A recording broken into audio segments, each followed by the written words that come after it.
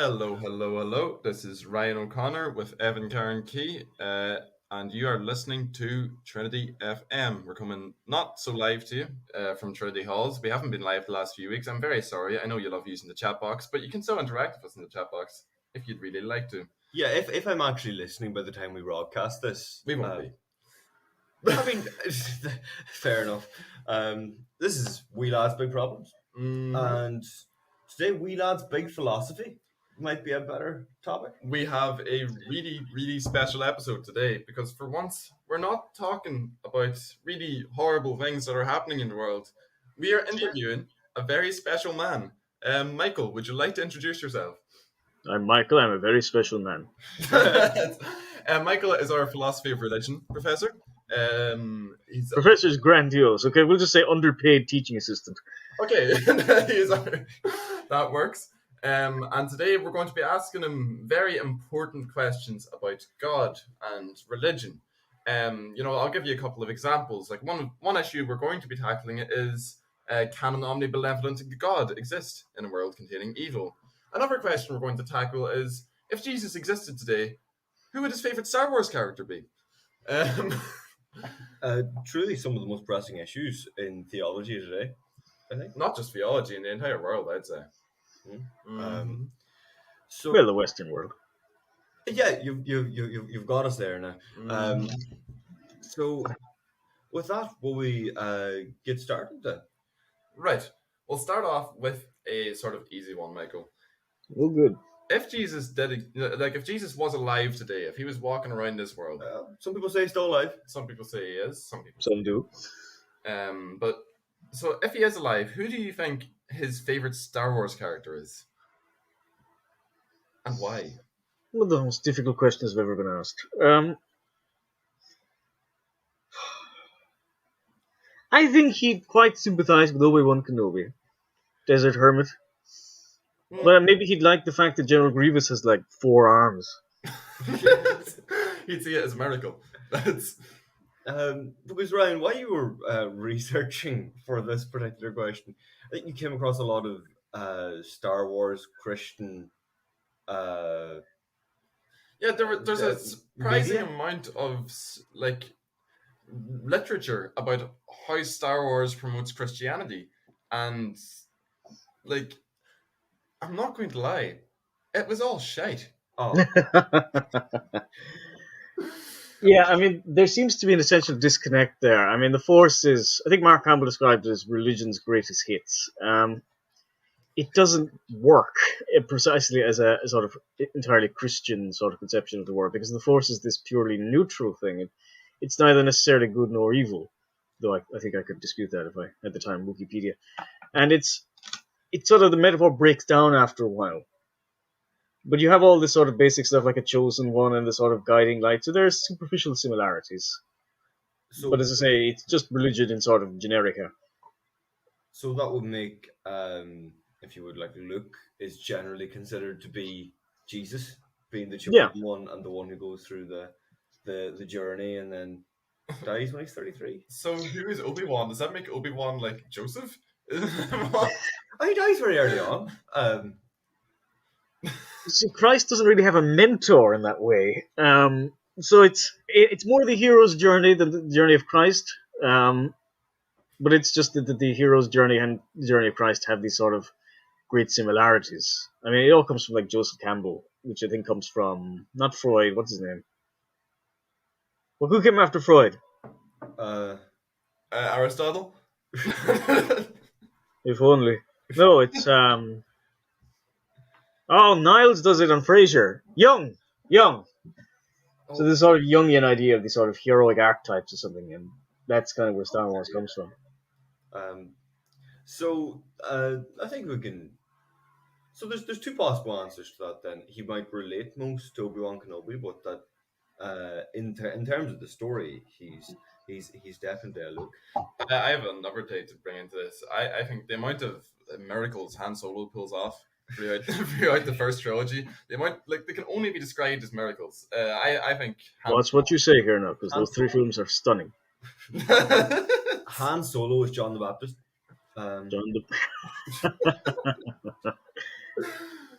Oh god. He eats locusts. Yeah. Right. Well, with that, I think we've exhausted our knowledge of Star Wars and religion. Actually, I'll say that there are two characters in the Star Wars expanded universe. One of them is named after Aquinas, and explicitly, I think it appears in a comic, and explicitly dismisses the sort of categorizing that Aquinas does. And there's another who is based on another. It might be Augustine, but there are these Keldor aliens. They don't appear very often, and I wish they would. It's, Have a thing or two to say to them. there are Aquinas and Augustine characters in Well, there's definitely an Aquinas, definitely an alien based on Aquinas. I think he was a Jedi in the Old Republic. But he's explicitly critiquing some of the things Aquinas says, so it's a weird kind of homage. That's mental. Is there? And what are the chances of a lecture on that before the end of the year? Slim. I'll open the Wikipedia article here. Wikipedia is where all the Star Wars fans go. Yeah, no, send it on to us after, and we'll put it in the show notes for all our interested Star Wars Christian theology fans. His name is Aquinos. Aquinos. Oh, the character is called Aquinos. As in... Oh, my apologies. He's not Keldor. He's Sunsei. These are sort of weird brain aliens. Or as Wikipedia describes them, sentient amphibian humanoids, native to the planet Monar 2. Oh, I mean... This is far more than I expected to come out of this question. Yeah, honestly, yeah. But, yeah, so does he have 5 ways? No, it doesn't go that far. His name and some of his general philosophy is an homage to... Okay. See, it's sort of... There is an homage to Christianity within Star Wars, and it's called the Sunsei religion. And so Aquinas was just introduced as one of them. And okay. apparently he was a Jedi heretic who meddled into the Force with technology, which isn't necessarily something Aquinas did with Christ, but... He meddled with religion by bringing in new technology, such as... Not the printing press. Such as the middle Bluetooth speaker. Right. Well, So there's a whole thing there, a whole Star Wars Christian connection there, and an Aquinas one, which is stupid as hell. But there it is. I honestly, that's like I'm considering doing the philosophy of religion essay on that. Shouldn't. Yeah, no, I found out that putting a lot of Star Wars references in my philosophy of religion or just philosophy essays don't actually get me extra marks. No, I'm afraid not. I was really hoping for it. You know, I had Wave 4, a new pope, something like that. Yeah. If you were, I remember those. Yeah, I mean, look, I really like them, and they give me a big old grin. But no, I can't get marks for that. I feel though, like if we pulled some sort of diplomatic coup and got you to be like head of the philosophy department, we could always change the marking system. It's sort of the leaders of organizations are never leaders; they're just members with more influence, and I think that's true of any philosophy department. My supervisor, Professor O'Grady, was the head, and it's not that he wanted to not be head, it's just that when you're a head of a department, a lot of your time is spent with administrative duties, and he'd rather just do the thinking and writing that a philosopher is supposed to do. Mm-hmm. Right, so if you're the head of philosophy department, you don't actually do much philosophy? Oh, you do plenty, it's just you have to do all this administrative stuff on top of it. Oh, great. Right. Wow, what a bonus. That just kills a person. Oh, God. So, Ryan, I'm looking at your document here. You've got another question. Very similar to the last one, I'm assuming. Oh, yeah. This one, it leads directly on from the last one, I think. You know, in a very, just as it should in all philosophy, everything should lead on from the previous point. Now, I have to ask, can an omnibenevolent God exist in a world containing evil? A lot of answers to that question. We will be doing a lecture on it soon. Ooh. I haven't it written out yet. So There's sort of two general consensus. The first is that if God is omnibenevolent and there is evil, then there can't be a God that essentially the presence of evil disproves omnibenevolence. So if God is there, he's either not all good or not all powerful, one of those two, and then he's not God. Then you have the more optimistic version that says evil can exist, but it's not a positive thing. That's the sort of view of Aquinas, which I'm always fascinated by. He doesn't think he links goodness with being, right? So things that exist are good.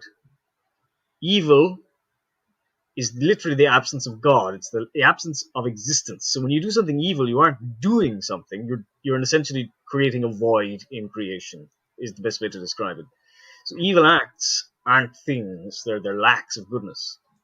And so, literally, the human capacity is to sort of do these nothings, and that's what evil is. It's literally just a turning away from God and a turning away from creation itself to nothingness. It's like making extra holes in the donut, essentially. Okay, yeah. And that's how evil for Aquinas can exist alongside the sort of omnibenevolent God, because it's not evil isn't a thing. It's just a lack of goodness. Now that gets kind of weird when you start talking about things like torture. Is that just a purely negative act? But and so that's the sort of general framework Aquinas works in. For Aquinas, then that doesn't require, like, God doesn't have to make sure that there's not a lack of goodness, essentially. So yeah, I mean, part of the deal, it seems, that God gave human beings free will, so his will has to be at least permissive of human will going wrong.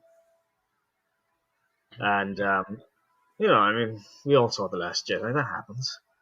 yeah. I actually have to be honest with you, Michael, and I know this might actually make you kick me out of the course. I haven't seen The Last Jedi. In fact, I hadn't even watched the Star Wars film until this Christmas. You were pushing it. You're really pushing it. Like if you just said, I haven't seen The Last Jedi, I'd be like, fine, good man. But it's like, I know I don't hate The Last Jedi. But which Star Wars film did you watch? Oh, I watched the original trilogy because I thought. They're stunning. Stunning films, wonderful. They were so fun. I love them. They're not necessarily the most philosophically relevant literature you'll ever find, aside from this focus on the sort of the hero's journey. But yeah, I think they're good. I'm not going to make them required reading for the course or anything.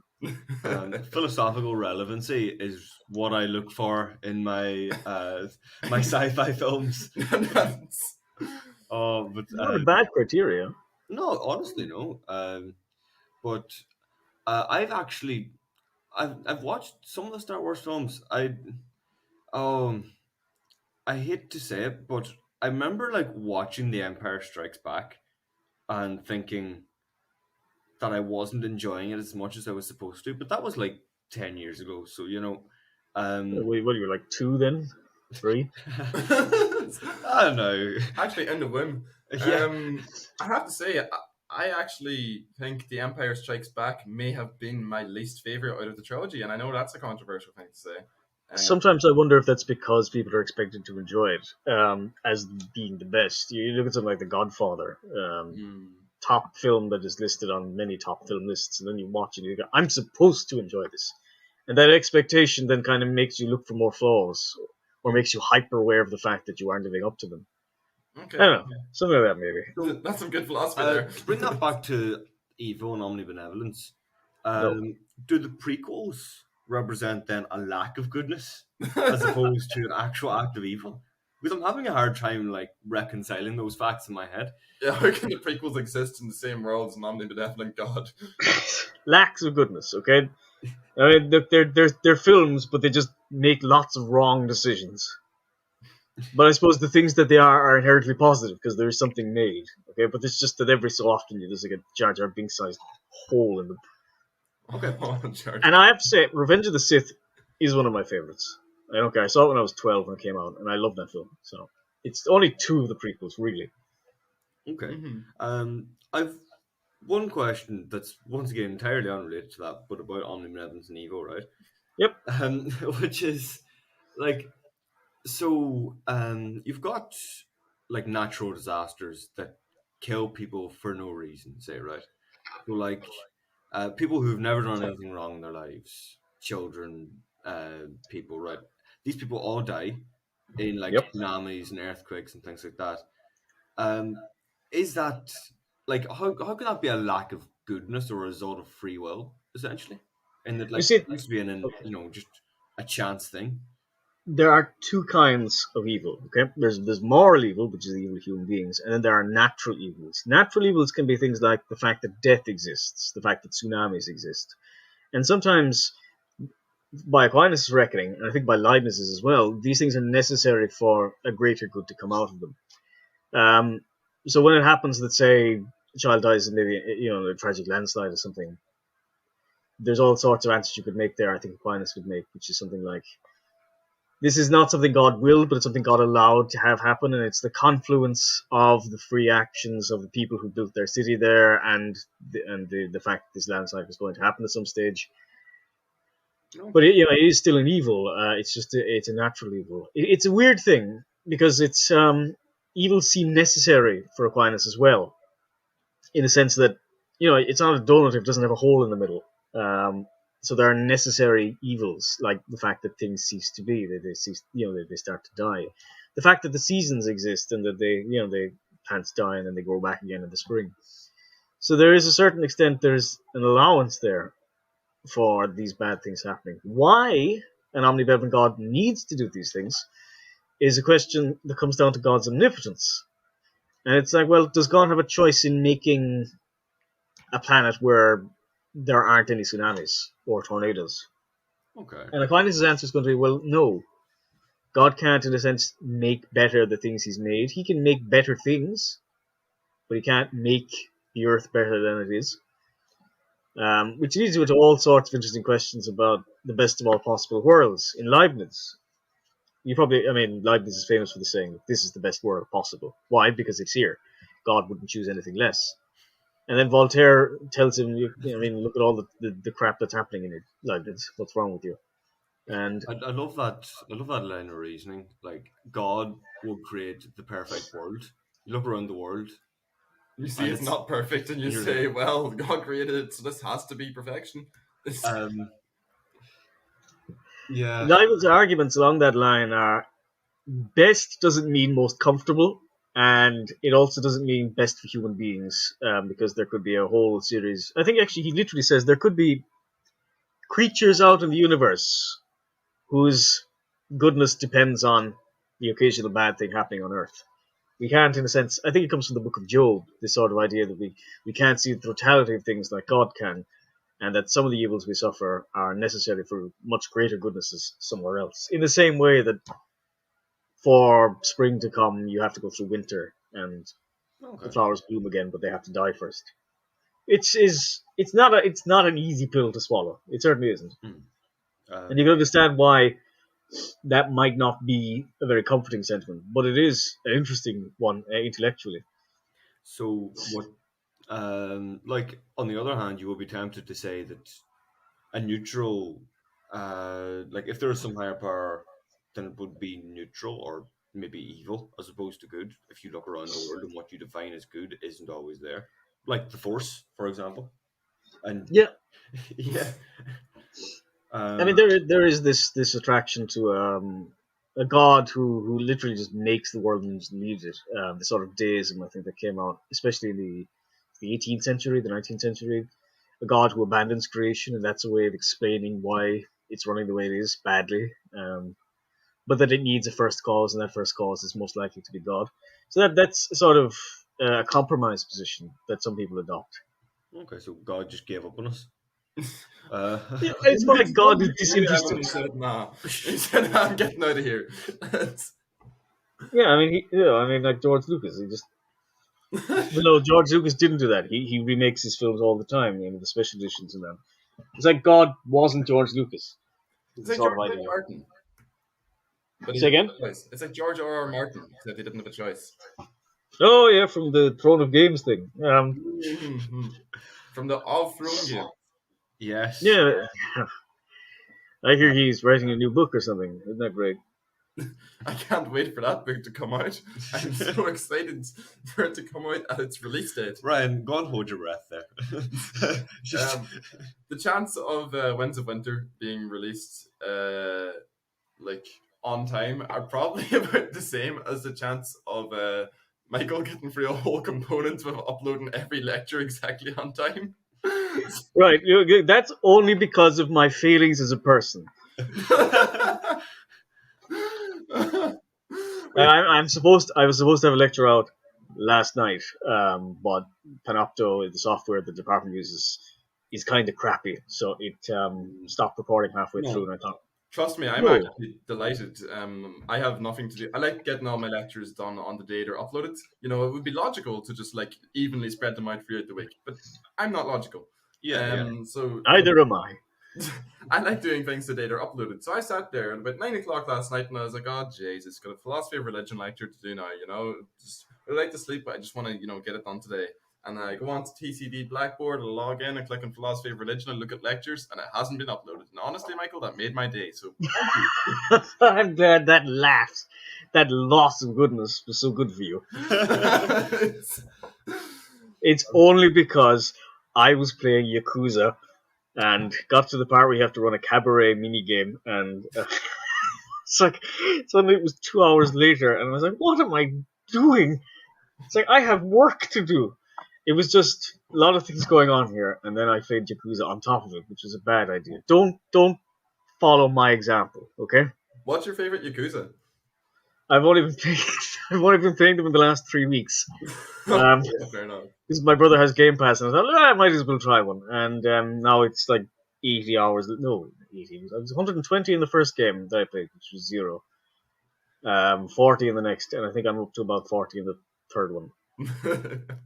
Like they're not stunning, and they're certainly not very philosophically relevant, but they're a way to unwind. Sometimes you need that. Again, Aquinas says this. It's sort of, there's a purpose to leisure, and sometimes that purpose is to help with contemplation. So sometimes when I'm away, having my character kick the crap out of street thugs, I'm thinking things about omnipotence. Like, I'm not, but I can say that I am. Yeah, that's how I'm going to justify the insane amount of hours I have in Overwatch. Like, I was just thinking about philosophy the whole time. Like, oh, Overwatch.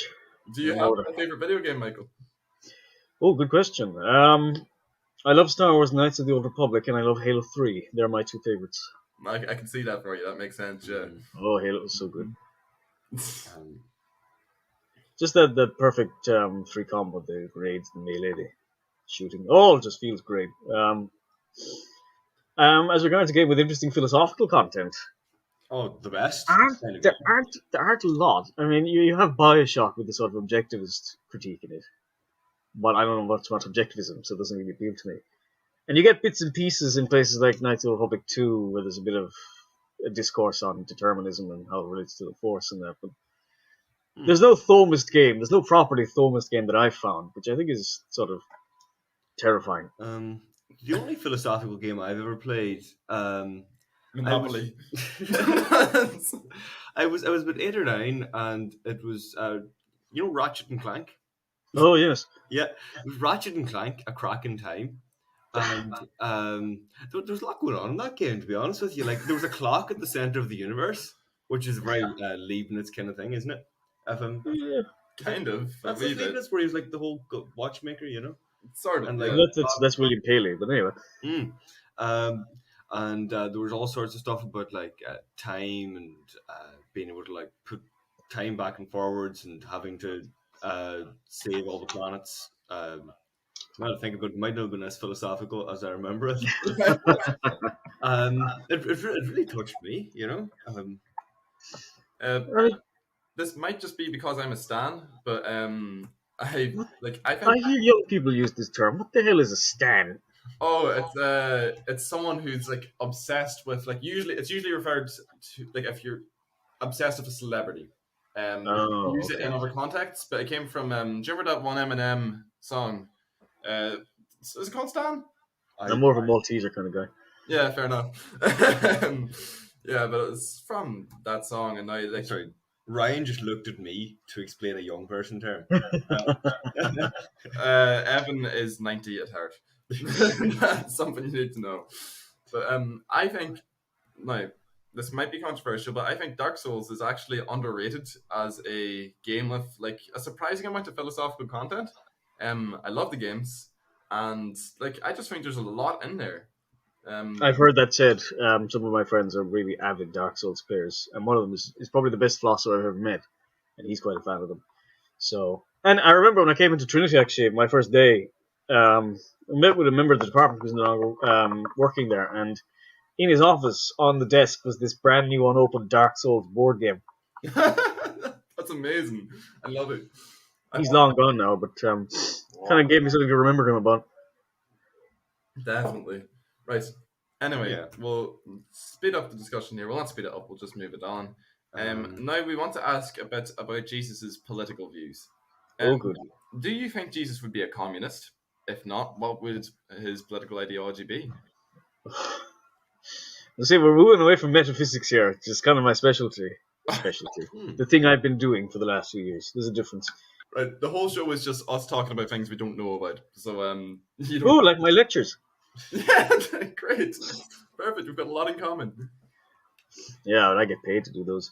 I know that several political ideologies have been based on the sort of the actions that Christ is recorded to have taken.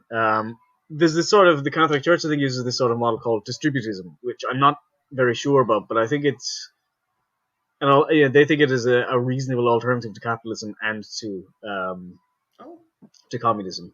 Oh wow! Which is, I think, it's just this, literally just giving to those who have not. But don't quote me on that. I mean, some maintain that trying to work out a political model from someone like Christ is not necessarily a good thing to do. It wasn't his aim on earth, and it doesn't necessarily give what is considered to be a perfectly formed political system. So trying to identify him in that scheme is kind of weird. But then you have others who will swear by the fact that he was definitely a capitalist or something like that, and I kind of wonder. Yeah, I'm looking it up here, distributism, and on the world's repository of all knowledge, Wikipedia, it actually looks really interesting. So, like, it views both laissez-faire capitalism and state socialism as equally flawed and exploitative, favouring economic mechanisms such as cooperatives, member-owned mutual organisations, small businesses, competition law, antitrust regulation. Sounds like a scheme to give the church more power, if you ask me. Yeah, I didn't realize the church had such a coherent, like, Catholic social teaching had like such a coherent economic policy. Just like any organization that large and that old has to, if it is to be meaningful, at least partly in economic terms. I will say that there's obviously going to be disagreement in the church, especially if the Catholic Church is what I'm talking about, because this is what I kind of know. But there'll definitely be disagreement. It's not universally held, and I don't think the Catholic Church actually endorses a particular political model above any others. Distributism is probably the one they come closest to, but that's more an economic model, I think. Yeah, okay. But they don't say you should vote this way, you shouldn't vote that way, or that you should have a monarchy or a republic. It's not their business in a sense. The moral issues are their business. Sounds to me like Jesus might have joined the Social Democrats. I know some Social Democrats, so he wouldn't have. No, they're lovely people, but I need them to stop talking to me. Because I have a friend in America who's a committed Social Democrat, and suddenly a load of my other friends became Social Democrats, and just for that sort of weird cult-like thing, I kind of moved away from them. I was like, I don't like when you're spreading like a fungus. I made a joke last day, and I'm gonna have to repeat it now because my friend Frank says it's the best joke he's ever heard and the most accurate one. I said people who vote Social Democrats, and I'm sorry to anyone who's listening right now who votes Social Democrats, but like they vote Social Democrat if they have a God complex, but they feel guilty about how much better they feel than everyone else. And that leads us on to the next question. I think that says a lot. You listening, Podrick? I think it says a lot about Frank that's the best joke he's ever heard. Poor Frank. But that does actually lead us perfectly on to the next question, which comes in from a listener. And it says, Michael, I have a God complex, and really, there isn't enough space for two omnipotent beings in this universe. I know I exist, cogito ergo sum, that type argument. Therefore, God can't exist. Is this a valid argument? You're going to be omnipotent if you're uncaused, and I think that person probably came from their parents and the Night of Passion. So you think, well, they're not really uncaused. Well, how do you, you're told you come from your parents, but you've no memory of it. Yeah, I mean, a lot of the times, we have to believe, in a certain extent, on testimony. That we didn't just spring out of nothingness. Yeah. Again, this has some sort of Christological parallels, because there are some who maintain this sort of low Christological approach, which says that Christ didn't know he was Christ. He didn't know he was the Son of God. He learned it over time. And then you have this sort of high Christological model where Christ descends, knowing perfectly well from infancy that he is to be, the Son of God, that he is the Son of God. So this issue of whether Christ knew during his life if he was, to redeem the world or not is quite a salient one. I think the sort of general answer that most Catholic, maybe some of the Protestant churches give, is that it's high descending, that Christ knew he was Christ. But certainly there is a growing trend in the last century or two of this sort of low ascending, where the human Christ becomes divine over time. Okay, yeah. That's actually interesting. Yeah. So it brings me to like an argument that I really like in like mental philosophy as well. This person, our listener here, is saying essentially that they know that they are God, essentially, right? Like, to what extent is all this based on like us just agreeing about how we feel? Do you know? Like, someone just says, "Yeah, no, I'm actually God. I'm omnipotent, but I don't do things." You know? I'm omnipotent. I'm just really lazy. Like, how See, I think there's an interesting relationship there between omnipotency and powers. And generally, if you have omnipotent powers, you're going to do things, because power is diffusive. Its goodness can't help but spread. And if a person like that is asking questions on Instagram, they're not spreading goodness, really. I saw it and I laughed, so no, so that's that sums that question up. yeah. Then I suppose I'm looking at all the question document here that Ryan has, and I'm starting to regret getting him to do all the questions, because the next one I'm looking at here is just dinosaurs question mark. Well, tell us, Michael. Dinosaurs question mark. Yes, I believe they were large lizard things, sometimes with feathers, depending on the consensus of the day. And there was that really good film in 1993 that invented them, which was called Jurassic Park. Yeah. Yeah, that actually, I'm not sure why Ryan wrote dinosaurs. Sure, he can explain his reasoning, but I was just thinking of dinosaur-shaped chicken nuggets at the time. I was really hungry. Oh, get it together, Ryan. And talking about religion, dinosaurs are a big thing for all Christian fundamentalists. Oh yes, indeed. Um, But there are broader issues with evolution, the sort of idea that things progress to culminate in rational man.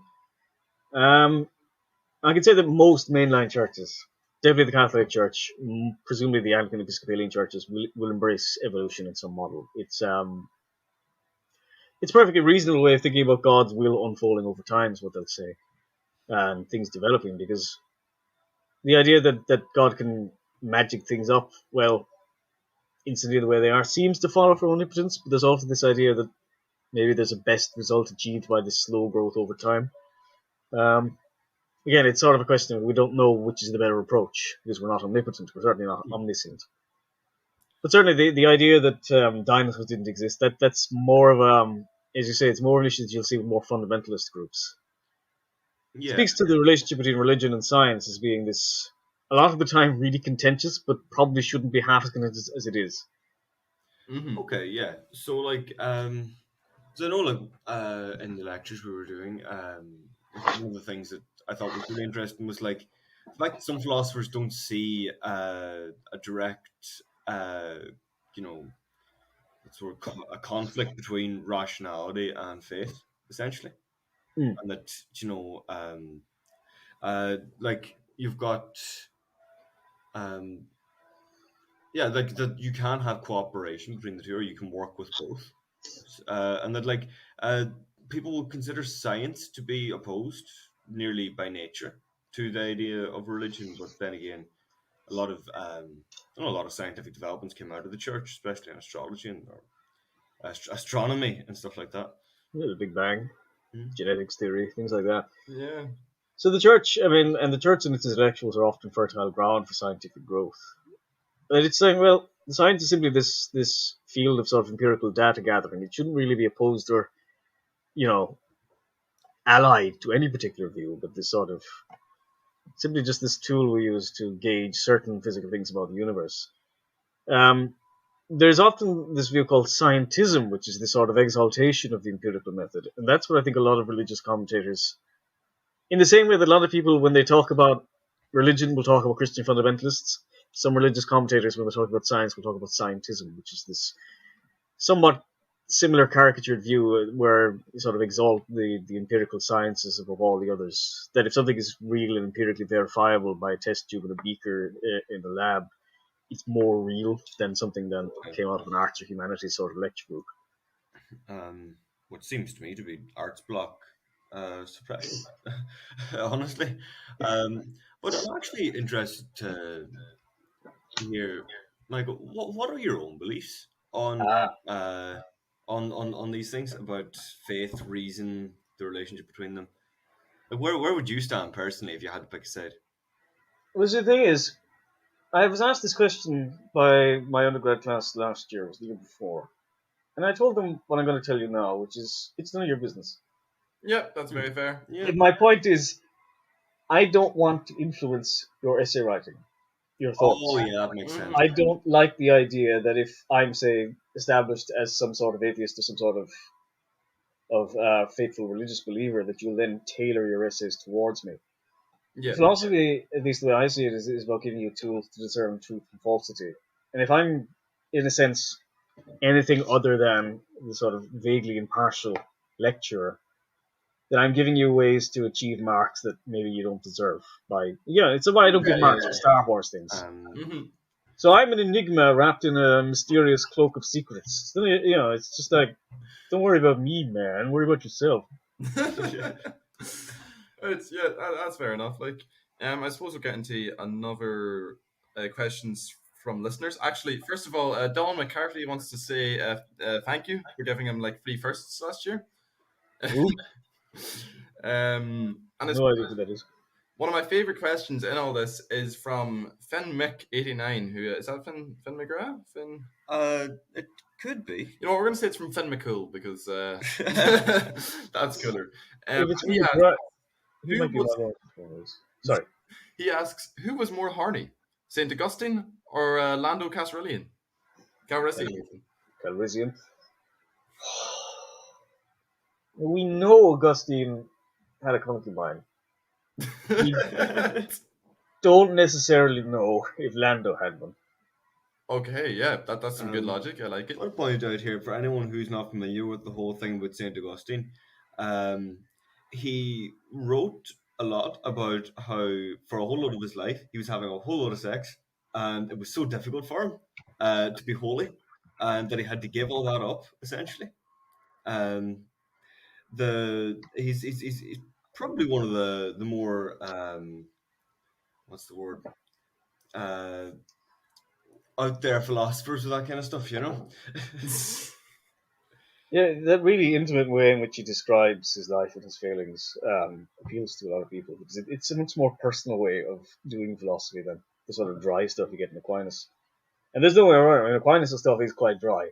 Okay, so is Aristotle's. But certainly, if you read Plato, you read Augustine, you get this sort of vivid recollection of real people, or at least the people they want you to see. And in a sense, it can be harder to draw philosophical treatises out of that, but it makes it more readable. It certainly makes it more engaging. Mm-hmm. Yeah, so there's always that line. Definitely.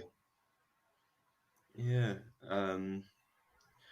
No, definitely, because like it brings that kind of personal angle to philosophy, which is kind of it's underrated in a way that like a lot of people see philosophy as something that has to be purely impersonal and rational and divorced from like how you feel yourself. Whereas I suppose some philosophers would say that like you can't do real philosophy without getting to know yourself and and what you think, and that it kind of reflects this analytic continental divide in philosophy, which, you think a continental philosopher are all these Frenchmen in cafes talking about how death is inevitable, and then you speak of the analytics, and they're basically just scientists in disguise doing logic in America. That's the way I think of the sort of two groups. And you can kind of see where the two sort of fit into faith and rationality, which one might be more open to it. But that's only if you think the continental analytic distinction exists. A lot of people do, but it's philosophy, so a lot of people don't. Yeah, no, it's an interesting divide, like, because doing philosophy, like actually studying it, like you get a lot of not only like your own notions of what you think change sometimes, but like your own ideas of what philosophy is change too. Certainly. Right. That's the best answer I could possibly expected from that. Really. Why we got to, like, dissecting different types of philosophy from the question who was more horny, St. Augustine or Lando Calrissian. Well, we haven't got an answer yet. And I feel like there won't be an essay topic on this question. So if I want to keep my job, there won't be. I suppose another one to ask then is the exact question is, do you reckon God hums along to WAP every now and then? But I want to ask like a more sort of specific question, in that if God, I know we've touched on this a little bit already, but if God is the efficient cause of all things in the universe, he is the efficient cause of songs like WAP, and more recently, what's Lil Nas X's song called? I actually don't remember. I can't remember the name. The churches have been going mad off the music video. I think it's called, it's the gay literature book. What you call it? Or movie. Hold on. Point is, it's a song anyway. I'll get the name. 1 second. Oh, come on. Oh yeah, it's called Call Me By Your Name. And the music video, he has lap dances with the devil. He's selling shoes with a drop of Satan blood in them. Oh, that guy. Okay, yeah. Yeah. He's caused absolute, like, we actually oh, this is terrible. Can I say? Will I say the email we sent? Okay. Last day we picked up a copy of the Catholic Voice, which was quite an interesting magazine. It's claiming that for decades in Hollywood, men have been oppressed and been told that they either need to become more feminine or sit down. Which is a very interesting take on Hollywood. We emailed them complaining about this music video, and in the voice of like a very disgruntled parishioner from Ballygo Backwards. And we're still awaiting a reply. We're very excited. It was a great email. If God is the efficient cause of all things, then he is the efficient cause of WAP and of Call Me By Your Name, all these things that the Catholic Church has often taken, like sometimes they've taken a lovely, an approach, a reconciliatory sort of approach to it, but a lot of the time they oppose these sorts of music videos. And can God be the efficient cause of these things? I suppose. Yeah, again, it's sort of like the sort of issue with tsunamis and tornadoes. God is the permissive cause, and that God doesn't want them to happen, but in a sense, God allows them to happen. Okay. Which, still seems like a little bit like God is implicated in them, a little bit. Yeah, that actually reminds me of an experience I had like in my Leaving Cert religion class, which was the weirdest class, like, because we were in Leaving Cert, trying to like study as hard as we could to get like half decent grades and everything, whatever, right? And we would spend like 2 classes a week just watching a film. Yeah, I think we watched The Blind Side or whatever that film about the black football player. Oh, I don't know. We watched with Sandra Bullock from a few years ago. I haven't watched it now. I say a few years ago. It was probably before you two were born. But one of the big things that we came across, I loved the book, like, because it presented all these really interesting philosophical problems and like moral dilemmas, and then it said, "We are Catholics, so we believe." And like one of them was about the whole like if a man's about to poison the water supply of a whole village, and he's going to kill 100 people, and the only way to stop him is to shoot him because he's about to pour it in, right? And you're like 100 meters away, and you're going to kill him if you do that. So do you kill him and save the 100 people, or do you not kill him and let him kill the other 100 people? And the thing my religion teacher said was that, well, we're we're Catholics, so we believe that allowing harm is not the same as doing harm, and that just seems a bit,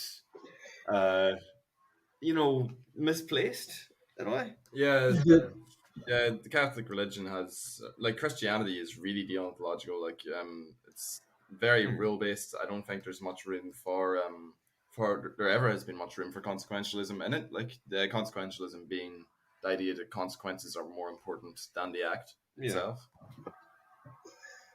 Well, there's several ways you can think about that, which is what everyone says to every question they find difficult. I suppose, I mean, the first thing is, again, this sort of idea that doing good for the greatest many by doing something which is in itself evil. I mean, you wonder to what extent that would be similar to martyrdom, in a sense, surrendering yourself to an evil act. Is that the same as a kind of a martyrdom of the self, a killing of the self? Could it be construed as that? Because if so, maybe then there's a grounds for doing something that is immoral for some higher end.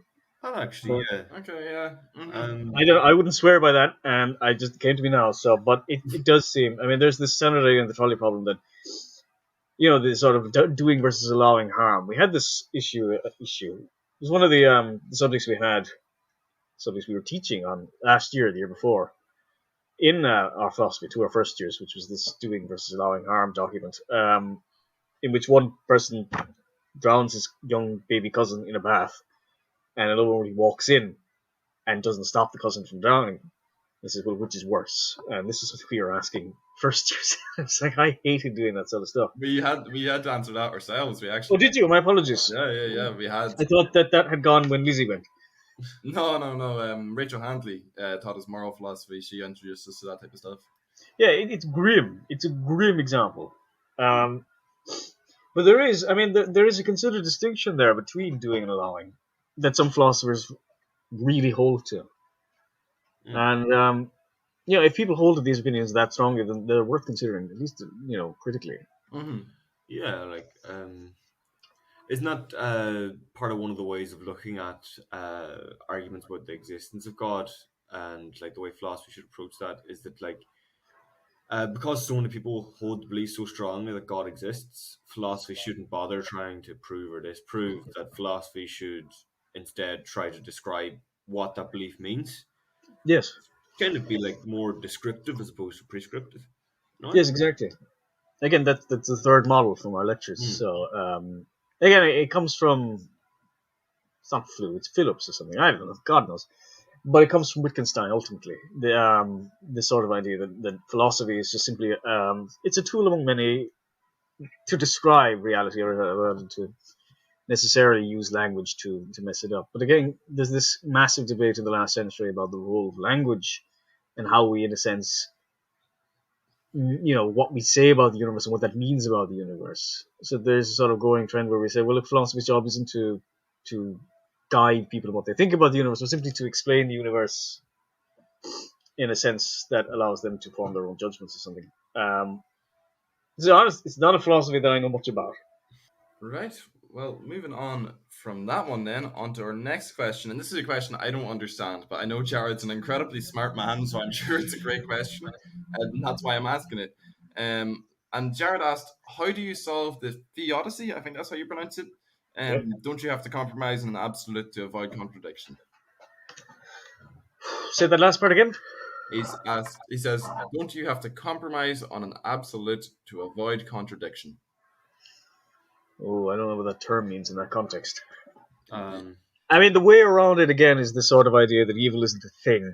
oh, It's a lack of something. So yeah, when we're talking about theodicy, we're talking about evil. All right. We're not. Yeah. So it's more that like a donut needs a hole.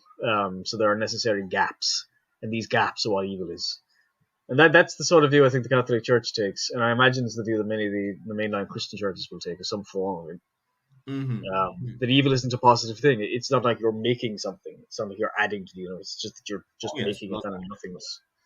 Theology's good name for what we were chatting about before. Yeah, okay. Class. Yeah. Well, we've already solved it then. Great.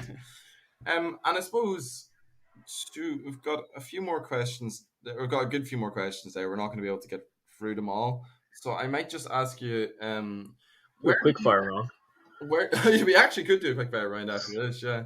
if we've got the time, I just wanted to ask, where do you think, like, what direction is religion going? Do you think there's a possibility for new, like, machine god religions to, this whole idea of uploading your consciousness to AI, that type of stuff? Oh, now that's the issue of sort of the transhumanism and religion. I know it's not quite on the topic, but I know there are a number of computer games. System Shock, I think, deals with this sort of thing. I was playing it for Christmas at Deus Ex. It does a great job at it. Deus Ex Human Revolution is a tremendous game. I played it for the first time during lockdown. Mainly because I liked all the character designs, but also because it was a genuinely good game. The idea of deifying the technological, or, is it's becoming one with... I wonder if it's just another way of expressing that general sense that people have of going into the afterlife or joining with the universe. It's just now we're putting in these sort of technologically appropriate terms like this is joining the cloud. It means much the same thing, this sort of transcendence of the self into something else. Yeah. It's just now it's, in a sense, more in humanity's control because we're the ones building the server farms that people's souls will go into. The issue of transhumanism is going to become really, hopefully it will become really, really profitable, because the idea of, purely robotic people or, heavily roboticized people with fully robotic limbs, I mean, that's going to be a challenge for certain religions who pride the existence of the body. I know, again, Catholicism is the one I know, so it's, in Catholicism, the body is vastly important. It's not this sort of Cartesian mind-body opposition. So your body is just as important to you as your soul is, which is, of course, your form. And the idea that lopping parts of that off and putting on robotic bits is going to be a contentious issue. Or adding things like your brain that can give you more memory. That's going to be what's going to happen there with philosophy of mind. And again, philosophy of soul, how the soul relates to mind. It's a really massive set of issues, but it's all contingent on this technological process going in such a way that these questions become, in a sense, viable. Right now, they're still just a little bit too abstract. They're still a little bit too 1950s sci-fi conjecture. Granted, I don't want to wait until those things come out before we have to answer them. Are these questions answerable a priori? How do I think religion will deal with this?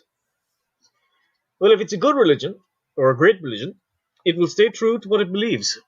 If it is not a good religion, it will either change, or it will hold too stubbornly to its beliefs, is my answer, which isn't much of an answer. I think most properly reasonable religions are going to engage with these questions, and most others that aren't will dismiss them out of hand.